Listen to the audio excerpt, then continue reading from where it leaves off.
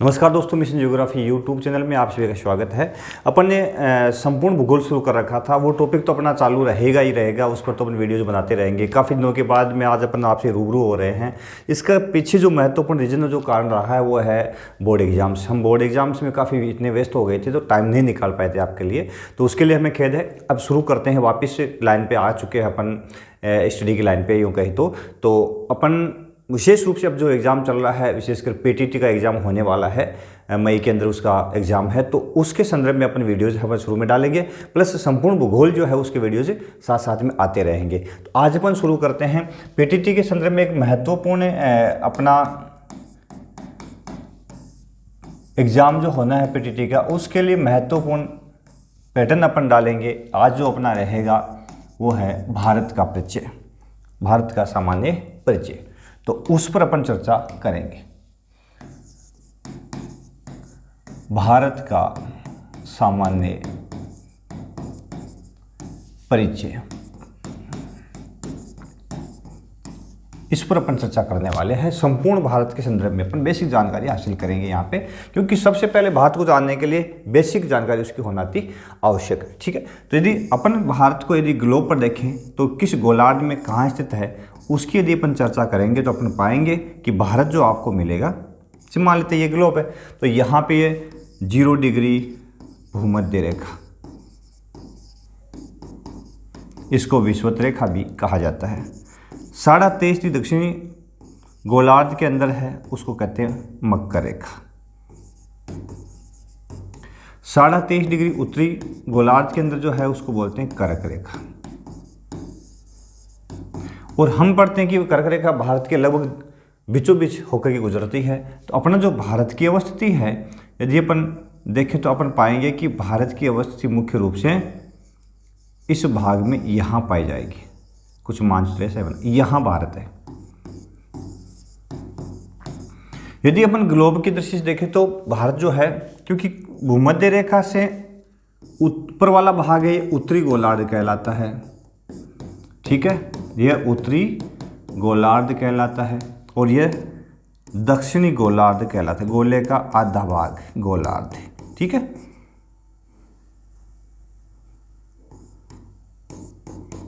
दक्षिणी गोलार्ध कहलाता है। तो भारत की अवस्थिति किस में है? उत्तरी गोलार्ध में। यदि फिर ये अपन इस खड़ी रेखा को, इसको बोलते हैं 0 डिग्री ग्रीनविच। 0 डिग्री ग्रीनविच रेखा से आधा भाग पूर्व में है और आधा पश्चिम में है, तो अपन इसको पूर्वी गोलार्ध कहेंगे, इसको पश्चिमी कहेंगे। तो भारत की अवस्थिति कहाँ हो गई? ये कौन सा भाग हो गया? ये जो है कॉर्नर वाला भाग है उत्तरी पूर्वी भाग में। पृथ्वी पर भारत कहाँ पे है? उत्तरी पूर्वी गोलार्ध कह सकते हैं या भाग कह सकते हैं, यहाँ अवस्थित है। तो यहाँ मुख्य रूप से भारत की अवस्थिति है, क्योंकि कर्क रेखा भारत को लगभग 2 भागों में बांटती है। भूमध्य रेखा से भारत उत्तर में स्थित है, लगभग 850 किलोमीटर के आसपास में ये दूरी पाई जाती है। 856 किलोमीटर के आसपास में ये भूमध्य रेखा से काफ़ी उत्तर की ओर अवस्थित है। तो ये बेसिकली ग्लोब पर भारत की अवस्थिति है। अब यदि अपन देखें कि जो भारत है विश्व में उसकी क्या पोजीशन है, विश्व के अंदर भारत की क्या स्थिति है, विश्व में भारत। अब विश्व में यदि अपन देखेंगे तो अपन पाएंगे कि हमारा जो स्थान है विश्व के अंदर, किन्हीं बिंदु के आधार पर देखते हैं, कुछ बिंदु लेते हैं विश्व में। जैसे जनसंख्या के आधार पर तो हमारा दूसरा स्थान है, जनसंख्या के आधार पर दूसरा स्थान।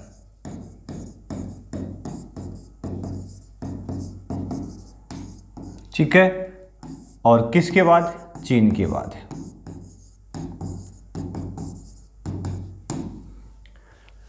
हाल ही में ताज़ा जो सर्वे है, जैसे आज की अखबार की न्यूज़ थी, हाल ही में जो सर्वे है, सर्वे के अनुसार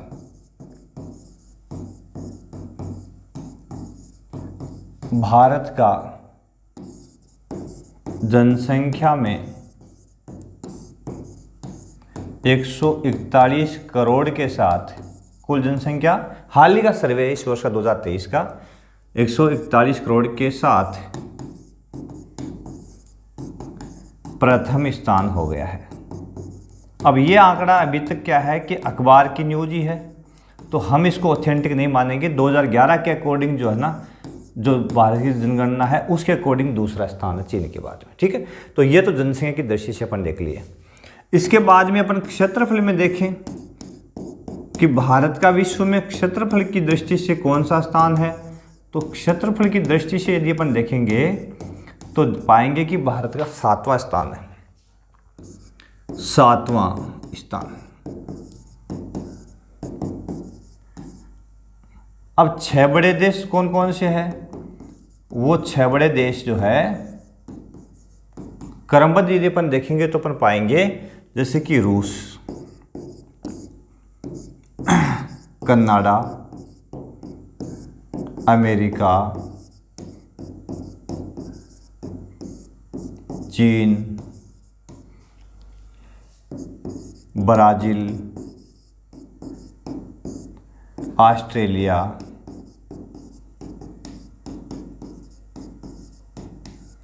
और उसके बाद में भारत है। तो भारत से ये 6 बड़े देश आपको मिलेंगे। सबसे बड़ा पहले स्थान पर रूस, कनाडा 2, 3 नंबर अमेरिका, 4 नंबर चीन, 5 नंबर ब्राज़ील, 6 नंबर ऑस्ट्रेलिया और 7वां नंबर किसका है, भारत का, ठीक है। अब क्षेत्रफल की दृष्टि से भारत का कौन सा स्थान है, 7वां स्थान है। तो भारत कितना % क्षेत्र रखता है विश्व का, तो विश्व के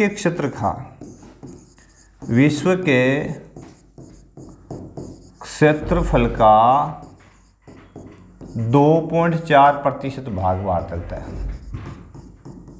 2.4% भाग भारत के पास है,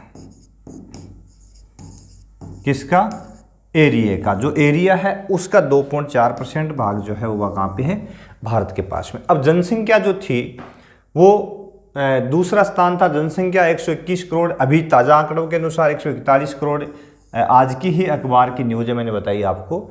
लेकिन यदि 2011 की जनगणना जो 121 करोड़ का डाटा है, 121 करोड़ 2011 का जो डाटा है, यह संपूर्ण विश्व का कितना % है, 17.5% भाग। ये 121 करोड़ की जनसंख्या है तो विश्व का कितना % भाग भारत रखता है, 17.5% भाग भारत रखता है, ठीक है। और क्षेत्रफल कितना रखता है, 2.4%। तो यहाँ अपन देखेंगे तो यहाँ भारत का वीक पॉइंट है, एरिया 2.4% ही है, जनसंख्या 17.5% है। तो अपन इतनी जनसंख्या, छोटा एरिया होते हुए भी बड़ी जनसंख्या को अपन पोषित कर रहे हैं, तो यहाँ संसाधनों पर प्रेशर ज़्यादा है।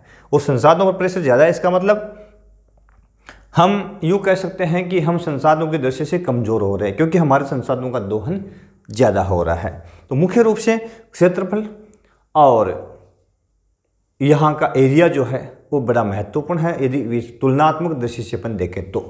फिर विश्व में भारत की जो अवस्थिति है, भारत की अवस्थिति, अब ग्लोब पर तो अपन देख ली उत्तरी पूर्वी गोलार्ध में है, लेकिन विश्व में अपन देखेंगे तो महाद्वीप, जो 7 बड़े महाद्वीप है, तो उसमें एशिया महाद्वीप में भारत स्थित है, एशिया में। और एशिया के भी किस भाग में, दक्षिणी भाग में, ठीक है ना। मुख्य रूप से एशिया महाद्वीप उसके दक्षिणी भाग में स्थित है, कई जगह दक्षिणी पूर्वी भी आता है, ठीक है ना। तो दक्षिणी पूर्वी भाग में कह सकते हैं इसको अपन, भारत स्थित है।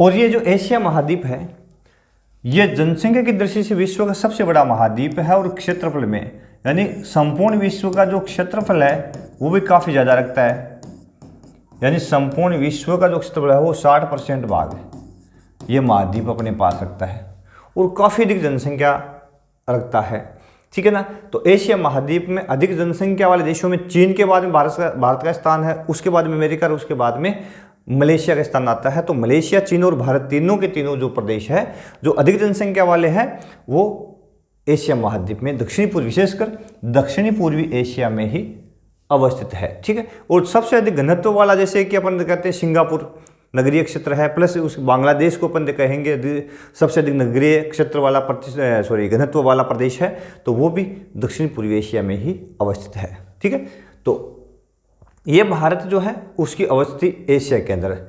अब अवस्थिति में उसका अक्षांश और देशांतरी विस्तार क्या है उसकी यदि अपन चर्चा करें तो अपन पाएंगे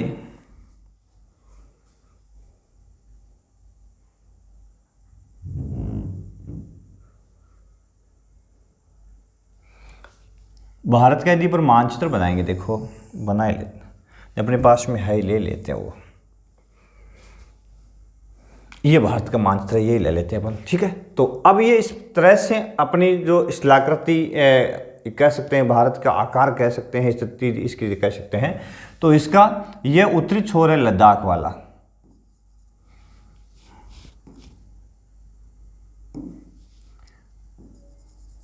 और ये इसका सबसे उत्तरी छोर है। ठीक है ना, कौन सा? लद्दाख।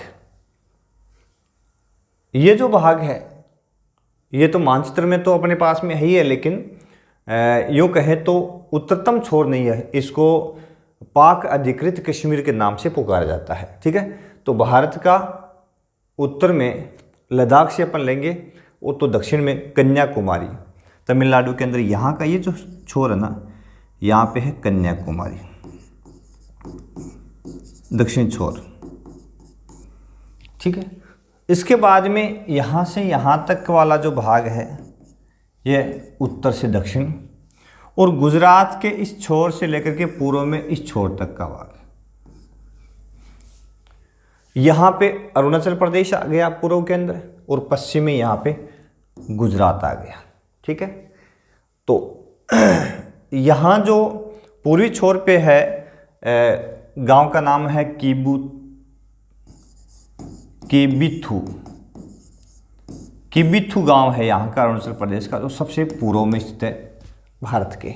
ठीक है, और दक्षिण के अंदर एक गांव है जिसका नाम है, मैं बार बार उसका गोरमोता के नाम से भी, गोरमोता, ये इसका पश्चिमी छोर है जो गुजरात के अंदर स्थित है, और दक्षिण में कन्याकुमारी और उत्तर में लद्दाख का क्षेत्र आ जाता है, लेह लद्दाख। ठीक है, तो उसमें लद्दाख जो केंद्र शासित प्रदेश बना दिया गया है लद्दाख को और जम्मू कश्मीर को। पहले जम्मू कश्मीर एक स्टेट था, लेकिन 370 धारा जैसे ही हटाई, 35 हटाई, तो उसको 2 टुकड़ों में बांट दिया। ठीक है, केंद्र शासित प्रदेश बना दिया, और एक का नाम लद्दाख कर दिया, दूसरा जम्मू और कश्मीर रख दिया। ठीक है, तो हम बात कर रहे हैं इसके भौगोलिक सर्वे की। तो ये जो मानचित्र है इसमें यदि अपन देखें कि भारत जो है उसके बारे में इसके छोर देख लिए अपन ने, तो उसके बाद में इसकी बेसिक जानकारियाँ यदि अपन लेंगे तो अपन देखो क्या पाएंगे कि इसकी सबसे पहले भारत का क्षेत्रफल कितना है, यदि देखेंगे तो 32,87,263 वर्ग किलोमीटर, ये इसका क्षेत्रफल है। यदि हम इसकी उत्तर से दक्षिण की ओर यदि लंबाई देखेंगे तो साथियों अपन पाएंगे 3,214 किलोमीटर। यदि हम इसकी पूर्व से पश्चिम यदि इसकी अपन चौड़ाई देखेंगे तो अपन पाएंगे 2,933 किलोमीटर।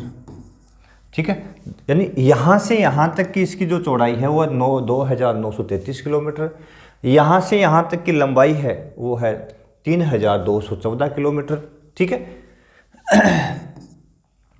कर्क रेखा तटीय सीमा इसकी जो है और स्थलीय सीमा उसकी बात कर लेते हैं। तो स्थलीय सीमा जो भारत की है वो है 15,200 किलोमीटर लंबी। कितनी है?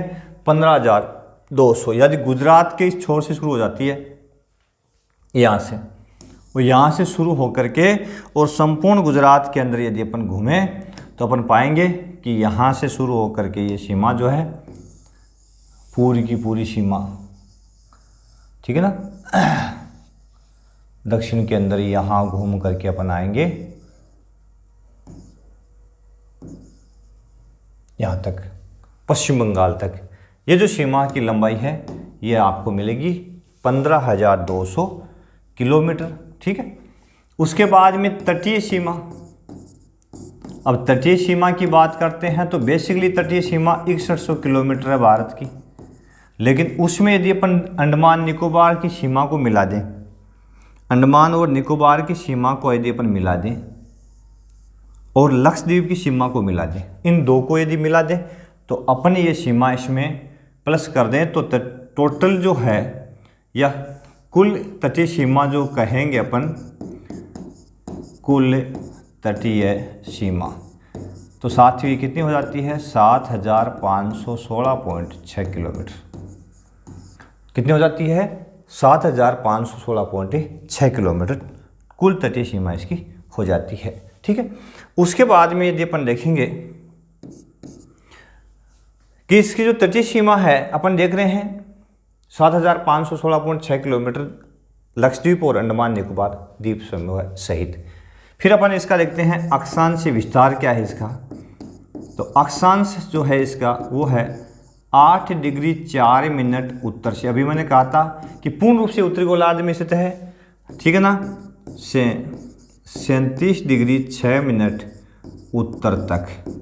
इसका मतलब किस गोलार्ध में है, उत्तरी गोलार्ध में स्थित है, ठीक है ना। और यदि इसका देशांतर अपन देखें साथियों तो देशांतर अपन पाएंगे 68 डिग्री 7 मिनट पूर्व से 97 डिग्री 25 मिनट पूर्व। इसका मतलब क्या हुआ, इसका मतलब यह हुआ कि ये पूर्व में आया, पूर्व से पूर्व, इसका मतलब ये पूर्ण रूप से पूर्वी गोलार्ध में स्थित है। तो उत्तरी गोलार्ध में और पूर्वी गोलार्ध में, इसका मतलब भारत जो है विश्व के अंदर उत्तरी गोलार्ध और पूर्व पश्चिमी पूर्वी छोर की ओर अवस्थित है। कर्क रेखा भारत को लगभग 2 भागों में बांटती है। अब यहाँ से कर्क रेखा शुरू होती है, ठीक है ना, और उसको अपन देखेंगे तो इधर से अपन पाएंगे ये कर्क रेखा जो है 8 राज्यों से होकर गुजरती है।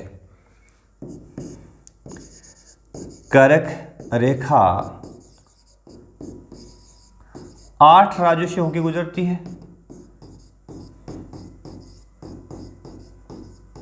और इसको लगभग 2 भागों में बांटती है। कितने भागों में, 2 भागों में बांटती है। अब ये 8 राज्य कौन कौन से हैं ये यहीं पे बता देता हूं मैं। देखो यहां से शुरू होती है सबसे पहले गुजरात, फिर कर्क रेखा 8 कौन कौन से राज्यों से गुजरती है, गुजरात। उसके बाद में राजस्थान के दक्षिण छोर से बांसवाड़ा की सीमा, डूंगरपुर बांसवाड़ा की सीमा बनाती हुई निकलती है ना, बांसवाड़ा के बीचों बीच, तो राजस्थान। राजस्थान के बाद में आ गया मध्य प्रदेश, मध्य प्रदेश में बाद में आ गया छत्तीसगढ़, ठीक है। और छत्तीसगढ़ के बाद में आ गया अपना, देखो स्टेट में बता देता हूँ, थोड़ा सा इसको मार्च तो नीचे ले लेते हैं अपन। ये देखो यहाँ से शुरू गुजरात, उसके बाद में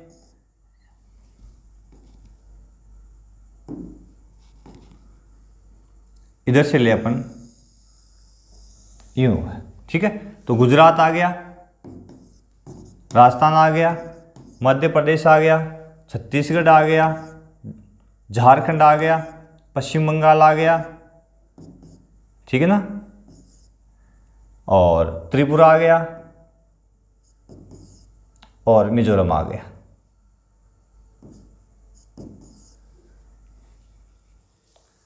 तो गुजरात,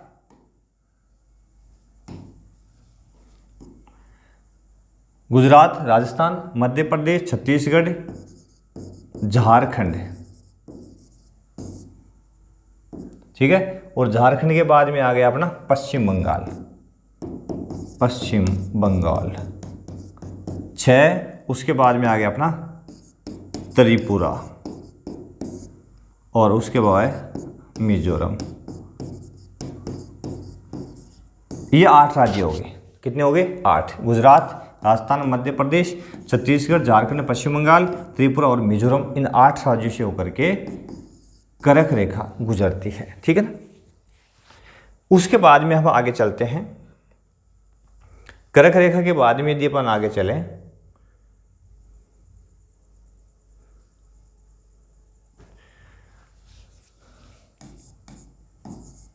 भारत का प्रधान देशांतर, या इसको याम्योत्तर भी कहते हैं साथियों। प्रधान याम्योत्तर कौन सा? देशांतर या याम्योत्तर भी कहा जाता है। यह है 82.5 डिग्री पूर्वी। अब पूर्वी क्योंकि भारत पूर्व में स्थित है, तो 82.5 डिग्री पूर्वी देशांतर को भारत का मानक याम्योत्तर माना गया है। और मानक या प्रधान याम्योत्तर का मतलब होता है कि संपूर्ण भारत की जो घड़ियां है, संपूर्ण भारत की घड़ियां इसी के आधार पर समय बताती है।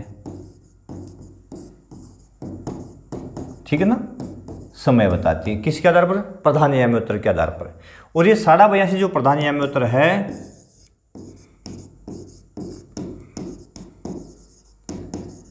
ये 82.5 प्रधान याम्योत्तर है, वो 5 राज्यों से गुजरती है, 5 राज्यों से होकर गुजरती है।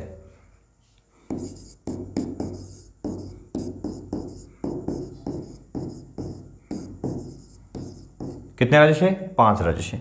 वो 5 कौन कौन से है? सबसे पहले उत्तर प्रदेश, ठीक है ना, उत्तर प्रदेश यहां से शुरू होती है ये रेखा जो है। फिर मध्य प्रदेश,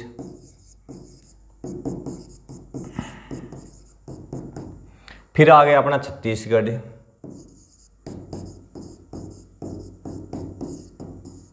फिर आ गया अपना उड़ीसा, और 5वां आ गया आंध्र प्रदेश।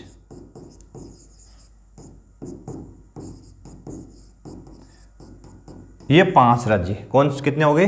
उत्तर प्रदेश 1, मध्य प्रदेश 2, छत्तीसगढ़ 3, उड़ीसा 4, आंध्र प्रदेश 5। तो इन 5 राज्यों से होकर के अपनी प्रधान याम्योत्तर गुजरती है। ठीक है, अब जो प्रधान याम्योत्तर है जो इन 5 राज्यों से होकर गुजरती है,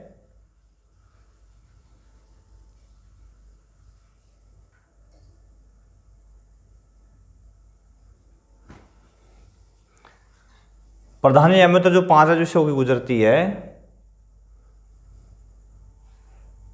यहां एक पेज और ले लेते हैं।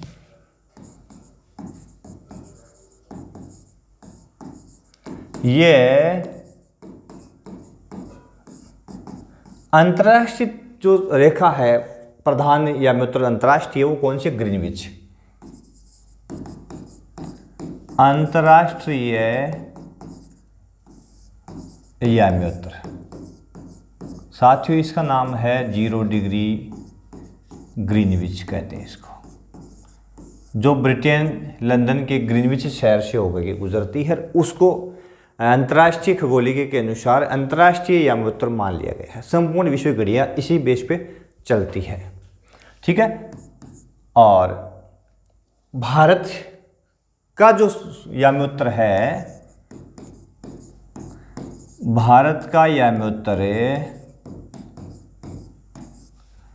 इससे कितनी दूरी पे है? ग्रीनविच से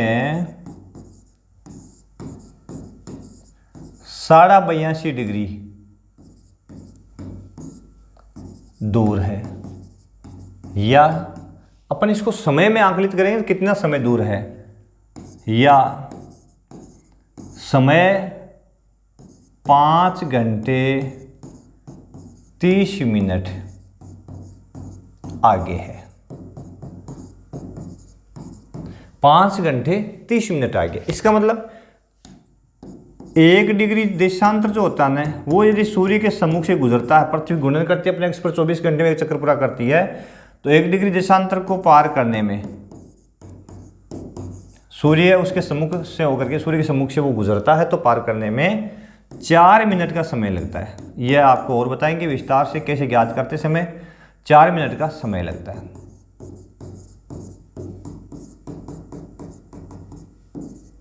ठीक है, तो 82.5 डिग्री को पार करेंगे तो अपन आप देख लोगे 300 लगभग 30 मिनट लगेंगे। ठीक है। और ये हो जाएगा 5.5 घंटे का समय, 300 मिनट का लगभग 5 घंटे हो गए और 30 मिनट अलग हो गया, तो 5.5 घंटा जो है वो समय के हिसाब से भारत का जो यामी उत्तर है वो अंतर्राष्ट्रीय तिथि रेखा, जो अंतर्राष्ट्रीय जो मानक रेखा है उससे आगे है। ठीक है, ये बेसिकली अपन देखें तो अब भारत का जो पूर्वी और पश्चिमी छोर है उसमें जो अंतर देखें, भारत के पूर्व से यदि पश्चिम कह दो, चाहे पश्चिम से पूर्व कह दो की ओर जो देशांतरी विस्तार भारत का है वो लगभग 30 डिग्री का है, लगभग 30 डिग्री का है साथियों। कितने डिग्री का है? 30 डिग्री का। तो समय अंतराल कितना हो गया फिर? यदि 30 डिग्री का ये अंतराल है तो समय अंतराल कितना हो गया? एक देशांतर को पार करने में 4 मिनट लगते हैं, तो 30 × 4 बराबर 120 मिनट, या तो 120 मिनट कह देंगे साथियों या 2 घंटे कह देंगे, एक ही बात है। अब आप सोचो कि भारत के अंदर यदि अरुणाचल प्रदेश है, भारत का यदि अरुणाचल प्रदेश है, यहाँ पे सुबह के मान लेते हैं यदि 7 बजते हैं, ठीक है, सूर्योदय हुआ 7 बज गए, तो यहाँ सूर्य पहुँचते पहुँचते 2 घंटे लग जाएंगे। इसका मतलब तो यहाँ तो 9 बज जाएंगे, 9 बजे होंगे। अब संपूर्ण भारत है उसमें 30 डिग्री देशांतर का अंतराल है, तो संपूर्ण भारत के राज्यों के अंदर तो समय अस्त व्यस्त हो जाएगा। इस भ्रांति को दूर करने के लिए एक मानक देशांतर रेखा मानी जाती है हर एक देश के अंदर।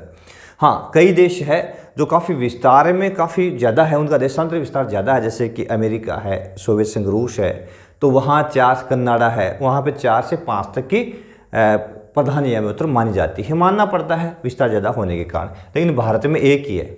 और प्रत्येक जो यामी उत्तर होती है, प्रत्येक मानक जो होती है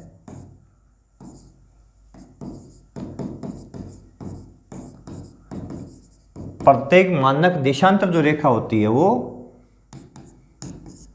7.5 डिग्री के अंतराल पर तय की जाती है।